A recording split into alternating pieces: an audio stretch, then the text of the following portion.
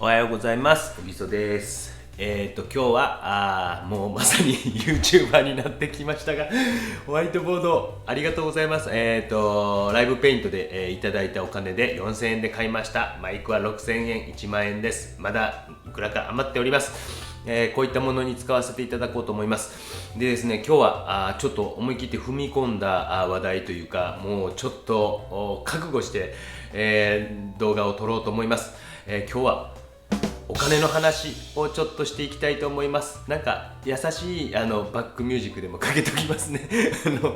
ちょっと踏み込みすぎかもしれませんが、まあでも本とかには書いてあることあるんですよ。こういったことはですね。で、私も以前読んだ現代美術系の画廊の方が出した本に、このことは書いてあったので、ちょっとその本を紹介していいかどうかはちょっと難しいので、その許可を得れていませんので、まあこれは業界の常識としてお話しさせていただきたいと思います。で、これを作るきっかけとなったのは、とある方からですね、5月くらいから拝見しております。昔周囲の反対で美大に行かないことになり、長年後悔していましたが、こうして実際の講義のような動画を見ることができることに感動と感謝でいっぱい。ありがとうございます。語りにくいトピックかもしれませんが、値段の設定などについて、機会があればお話伺えたら嬉しいです。現在原画やプリントを販売しており、友人のおかげで売れる率は高いのですが、価格の安さと制作スピードが遅いため、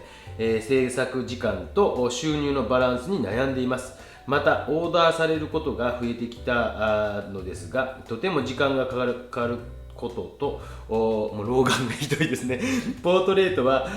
依頼者の理想を汲み取ってきれいに仕上げるプレッシャーが強くて、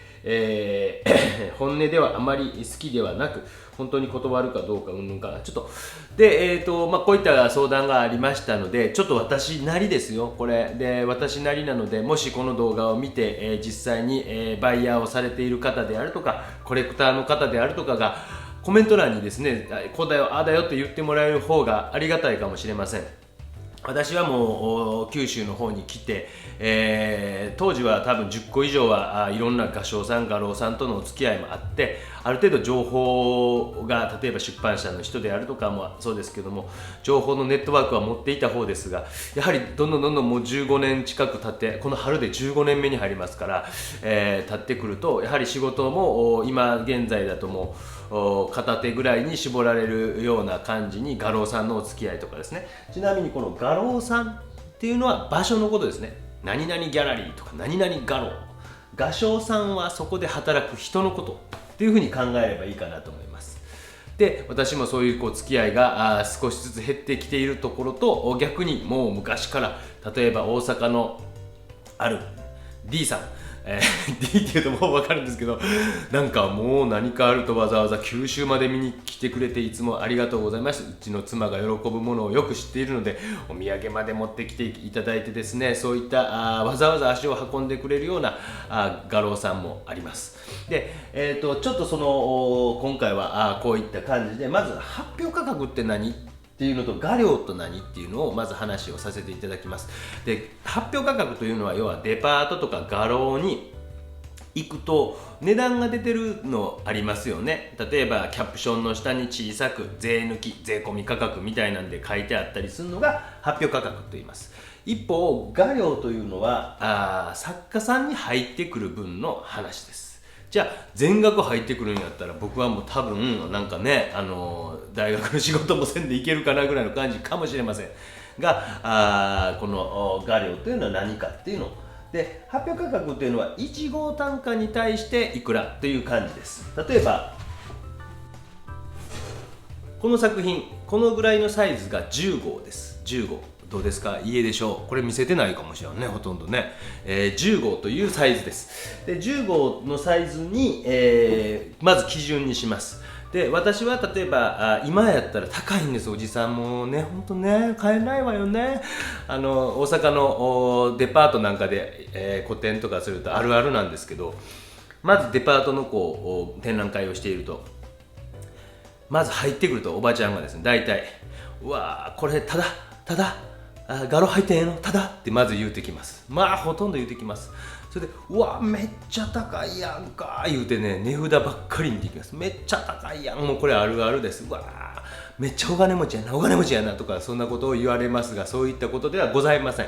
でこれが僕は今8万円なんで80万もします。プラス税。わあ高いでしょう。高いんでございますよ。でそれも実はもうずーっと長年積み重ねてきてます。一番初めに発表したのが確か23歳4歳ぐらいで初めて絵が売れた大学の3年生の時です。でその時は1万5000円でした。1万5000円。だいたいスタートが1万5000円とか1万円とか7500円ぐらいとかっていうのが一般的だそうです。だから10号だと10号だと7万5000円とか10万円とか1万円スタートだったら10万円とかだいたいそんな感じがスタートだと思います。で少しずつ僕の場合はその付き合いのある画商さんと相談をしながら少しずつ上げていったわけですよ。じゃあ小木曽さんの絵すごく出すと、まだその時学生さんですけども出すと人気があるからもうちょっと高くしましょうか、2万円2万5千円3万円で、僕は確か30歳今から15年ぐらい前の時に4万ぐらいやったと思います。だからこれぐらいが40万円ぐらいだったと思いますね。でじゃあそのまま入ってくるわけではなくて、これちょっと踏み込んだ話なんですが、画廊さん画商さんデパートというのがあります。でもともと日本の販売販路としては百貨店が美術品を売っていた。で今もそうですよね。三越さんでも高島屋さんでも大丸さんでもいろいろありますよね。阪急さんでも。でもともとは百貨店さんがそこに画商さんというのが入って売っていた。で画商さんは作家さんから作品を預かって、要は洋服とかと同じような呉服とかですかね、お着物とかを作る職人さんがいて、画商さんが預かってそれをデパートに卸すという形があるわけですよね。で日本というのはそういう流れがあるもんですから、まあこれははっきりとは言いませんが、例えば1対1対1、じゃあここじゃないな、デパートここを一つとするわけですね。ここを一つとここを一つと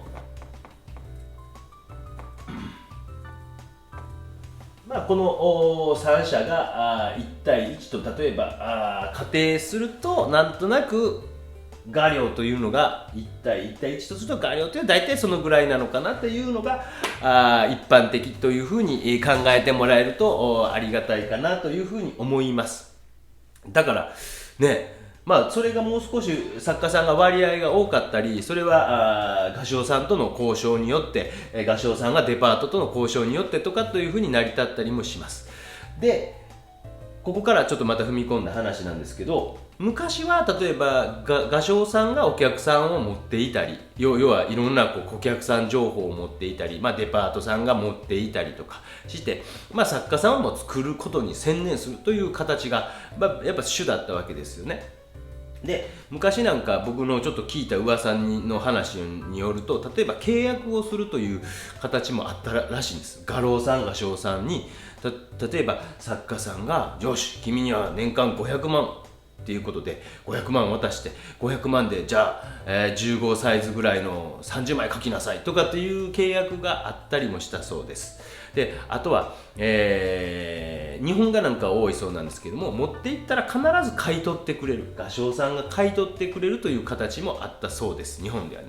今も多分あると思いますけども、そうなってくると少し作家さんのパーセンテージ、こっちの方がリスクがあるというか、ちょっと良くない作品書いても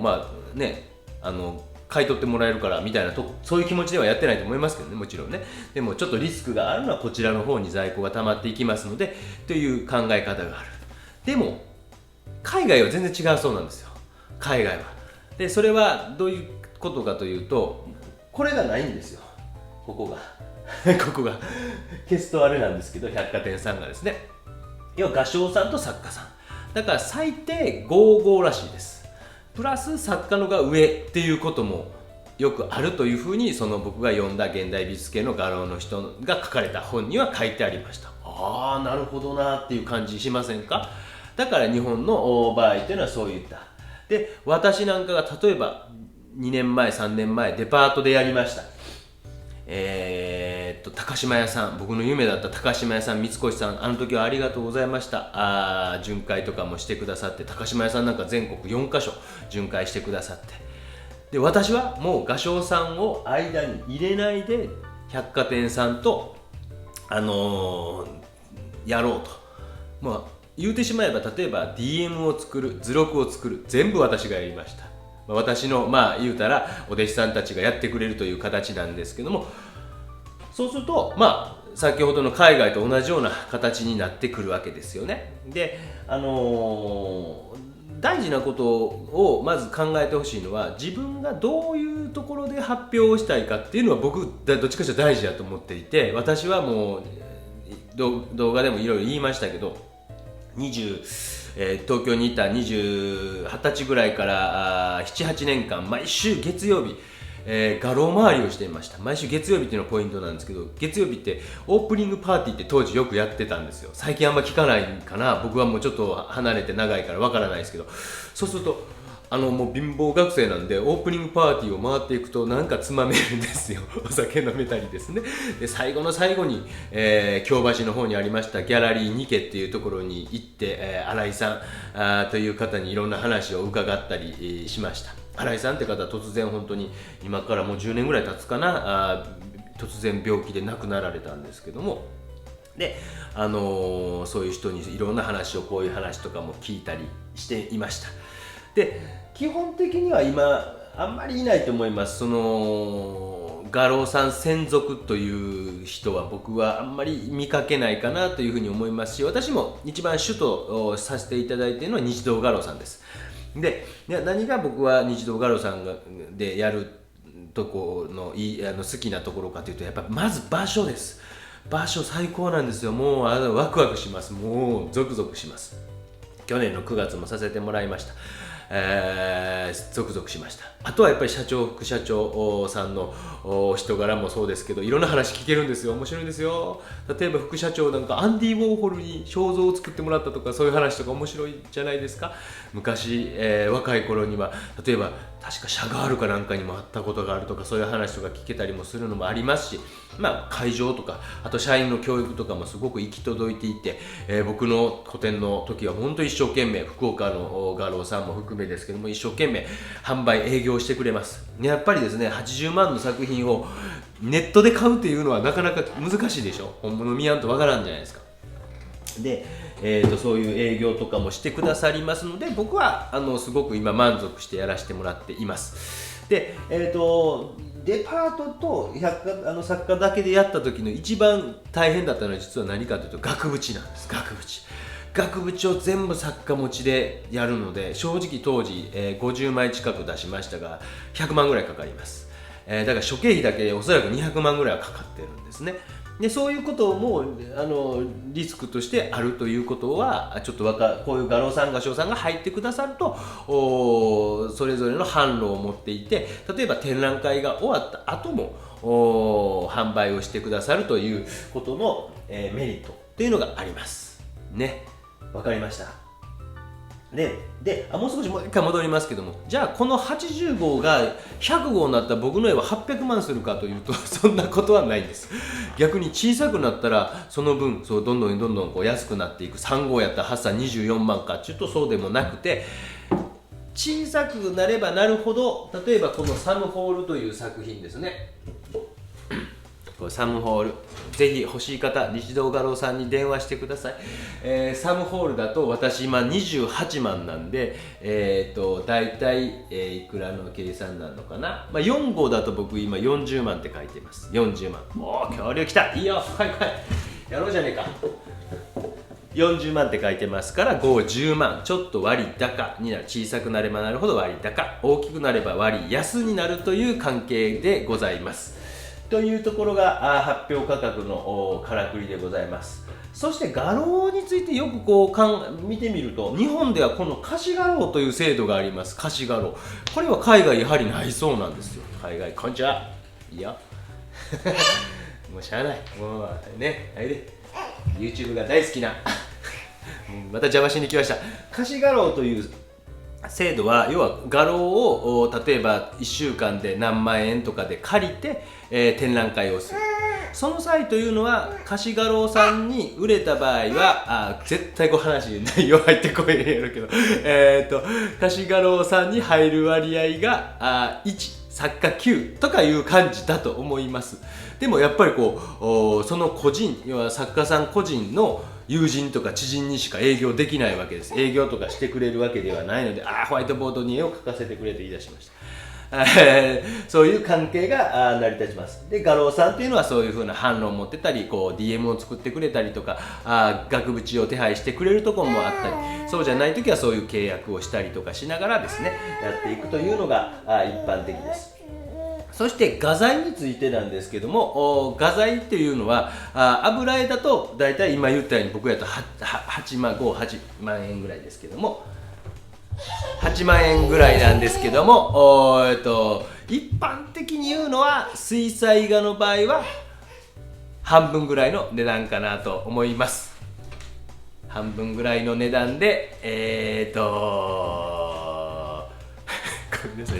失礼いたしました水彩だと半分ぐらいの値段かなというふうに思います。例えばこれちょっと過去に上げました、動画に上げました。これだったらだいたい4号ぐらいのサイズなんで、油絵だったら僕の場合は40万。でも水彩やったら半値ってなると20万ってちょっと高いでしょ。高いんですよ。でも私はだいたい油絵の3分の1から4分の1ぐらいにしてます。だからだいたいこれだったら10万円ぐらいっていう風に設定しております。その辺は画廊さんとか画商さんと相談されるといいんじゃないかなと思います。これなんかだったら例えばこれだと8号ぐらい確かある計算なんで、8号だと65万、油絵だと65万ですけども、水彩だと20万ぐらいというふうに設定してます。でこれなんかもう相当早書きなんで、おそらく15万ぐらいでだいたい販売するというような形になっていっております。というところが水彩と油絵の価格の違いでございます。だからイラストとか現物を描かれる時は、例えば今日の相談者の方の話一回止めます。でそういった感じですみません、ちょっとカットしました。じゃあもう一度相談者の方に戻っていきましょうね、話をね。とても時間がかかることと、ポートレートは依頼者さんの理想を汲み取ってきれいに仕上げるプレッシャーが強くて、本音ではあまり好きではなく、はっきり言ってしまったらいいかもしれませんよ。もう出来上がったもので一回手直しだけでお願いしますとか、僕は結構これ僕もあります。あるあるで、もう肖像画とか頼まれるとね、女性とかもシワ飛ばしてとか、ああしてこうしてって、もうそうなってくるともうね、ポートレートじゃなくなるんで、僕ならもう断られてもいいのかなと。逆にすごく実力を今つける時期なんじゃないかなと思うんで、実力をしっかりつけて、なんかもう有無も言わさないというかぐらいまでつけて出来上がったものだけです。もうそれはもう返品ダメですとかいうぐらいにズバッとなんていうか作風が定まってきてっていう風に、した時にポートレートの依頼とかを受けるとかして、逆に他の作品をしっかりとじっくり力を蓄積されていく方がいいのかなとも思います。そうですよね。オーダーは通常の作品の4割を載せている。そうですね。すでに載せすぎなのかなと思ったり、他の作家の価格もチェックはしているものの、オーダーの相場などは聞きにくく、あまり、いろいろありますよね。もう僕も正直オーダーはほとんど受けないというか、例えば同じ絵を描くって絵描きにとってきついんですよね。多分それは絵を描いてる人なら誰しもあると思うんですけども、でやっぱり絶対に1枚目がいいわけじゃないですか。もう間違いなく。だから依頼される方ももしこの動画を見て依頼しようと思っていたら、それをねちょっとぐっと止まってあげる方が作家さんにとってはいいと思いますよ。本当に成長させたいと思うなら、今描いてるものとかその人が自由に描いたものとかを購入してあげる方がよっぽど応援してることになります。同じものを書かせてお金をあげるっていうことは、結局この同じものを書いてる時間の分、新しいもののクリエイトを阻害していることもあるんです。確かにお金の援助にはなっているとは思うんですが、本当の援助は多分その人がやりたいと思っていることを援助してあげる方が、私は結構それは昔若い頃は断りまくってました。もう大学3年生の時にある業者から私のデッサンが載っている本を見て、依頼をしたいというので、恵比寿かどっかの会社まで行って100万円ですって、本当に100万円でこれやってくださいっていうオーダーを受けたんですが、断りました僕その時。で当時大学の東京芸大の、デザインの友達に、もうデザインのどっちかというと仕事だったので、デザインの友達、K 君っていう子に、あげました。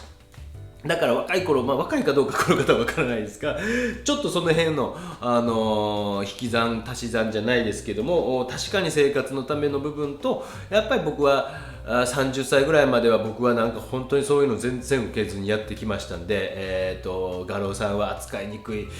書きやなと思ったと思いますよ。同じ絵描かないんで、若干違うこの構図でいいですかねっていう感じで言って送って、でそしたらその作品が結局、向こうの人に持ってったら違うって言われて、結局売れなかったって言って「めん」とか言いながら、でもその画廊さんは頑張ってくれて違うところで販売してくれたりとかっていうことがあったりしたんで、私はそういうところで間に入ってくれる画商さんとかがいるので、若干助かっているというところがあるので、直接多分やり取りするってすごくこうしんどい作業なのかなっていうふうに思いますので、若干自分のわがままでやられてみてもいいのかなとも思いますし、例えば水彩なんかだともうシンプルに、例えば時間が測ってみられたらどうですか、何分でかける時給1500円ぐらいにしてみたらどうですか、プラス材料費みたいなんで大体こう換算表を作ってしまって、どっかドライにやってしまってもいいかもしれませんし、とにかくポートレートに関してはね、僕は最近です。本当に最近ここ 4,5 年前あるお医者さん、80何歳のお医者さんのもう本当に仲良くしてくださっている方から頼まれたんですよ。で僕もその時もう肖像が、もう言いましたっけこの話、言ってないと思うんですけど、ある企業の奥様を27歳ぐらいの時に描いて、もちろんお金ももらってあれもしたんですけど、作品が出来上がって持ってったら、その奥様が渋い顔したんですよ。ちょっとやりすぎるなぐらい写実的に描いたんでしょうね。でそこから僕は15年近くはポートレートというか肖像画の依頼を全部断ってました。それぐらいもう難しい仕事だと思います。私もそうでした。でそれを受けたのが多分今から 4,5 年前やと思うんですけども、もう全部書いてもらっていいと、もういい、私はそんな文句なんか言わない、それぐらい豪快な人だったんで書かしてもらったら、まあ喜んでもらって、でそれをいろんな人に見せたんですよ。そうすると佐賀界隈の重鎮たちが、重鎮含めいろんな人、弁護士の先生であるとかお医者さんであるとかっていうのが話が来て、ただ条件としてはもう私は基本的には手直ししませんよっていうことは言います。でも若干やり取りはしますけどね。でもその辺っていうのはすごくこう難しいので、若い頃とか経験が浅いうちはこちらから強い言葉を言うのも難しいと思いますので、あまり無理なさらない程度にしながら、いい作品をためつつ同じものは書けませんということを言いながら、これちょっとこれ分からないですよね。プリントといろいろ僕の中で知らない世界すぎて、ネットでの販売っていうのをほぼ知らないので、